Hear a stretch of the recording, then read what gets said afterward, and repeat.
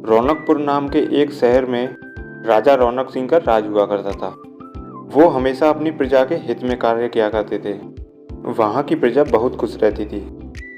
एक दिन आसमान में गिद्ध भूतिया पेड़ का बीज लेकर उड़ रहा था। जैसे ही गिद्ध रौनकपुर पहुँचा तो उसके मुंह से बीज एकदम रौनकपुर के बीचों बीच गिर गया। बीज भूतिया था, इसलिए अगले ही दिन वो पौधा बन गया।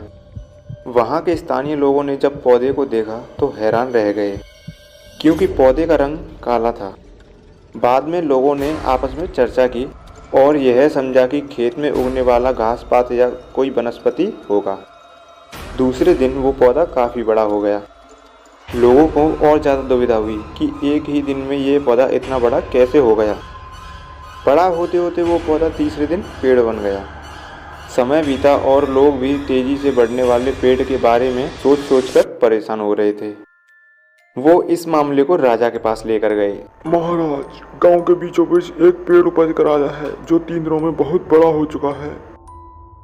ऐसे जादुई पेड़ का पता चलते ही राजा तुरंत उस जगह पर पहुंच गए। राजा को जैसे ही पता चला ये काले रंग का पौधा 3 दिन में पेड़ बना है, तो वो भी उस पेड़ को हैरानी से देखने लगे। राजा उस पेड़ के पास चौथे दिन पहुंचे थे और तब तक वो पेड़ और बड़ा हो चुका था। वो इतनी तेजी से फैला था कि किसी को यकीन नहीं हो रहा था। राजा समझ गए थे कि इसका रंग काला है, इसमें जरूर कोई जादू टोना होगा। इसी सोच के साथ राजा ने घोषणा कर दी। राजा ने कहा, जो भी इस पेड़ को खत्म करेगा उसे मैं इनाम के तौर पर 1000 सोने के सिक्के दूंगा। यही नहीं, राजा ने ये तक कहा कि पेड़ को खत्म करने वाला व्यक्ति मेरी मृत्यु के बाद मेरी राजगद्दी का भी हकदार बनेगा। ये कहकर राजा वहां से चले गए। इतनी बड़ी घोषणा सुनने के बाद हर कोई पेड़ खत्म करने के लिए अपना दिमाग लगाने लगा। राजा के सारे चतुर मंत्रियों ने भी अपनी तरकीब लगाई, लेकिन पेड़ को कोई भी नष्ट नहीं कर पाया। किसी ने पेड़ के पास आग लगवाई तो किसी ने पेड़ को हाथियों तक से भी खिंचवाया, लेकिन पेड़ टच से मच नहीं हुआ। सब लोगों के मन में डर बैठ गया और उन्हें लगा कि पक्का यह ऐसा वैसा पेड़ नहीं है, बल्कि भूतिया पेड़ है। तभी उस गांव के एक समझदार व्यक्ति को राजा की घोषणा के बारे में पता लगा। जानकारी मिलते ही वह अपने गुरु के पास भूतिया पेड़ से जुड़े रहस्यों के बारे में जानने के लिए पहुंच गया। गुरुजी ने अपनी ध्यान की शक्ति को एकत्रित करके देखा और उससे पूछा, क्या तुम पेड़ को खत्म करना चाहते हो? समझदार व्यक्ति ने जवाब दिया, हाँ गुरुजी, सब उससे परेशान हैं।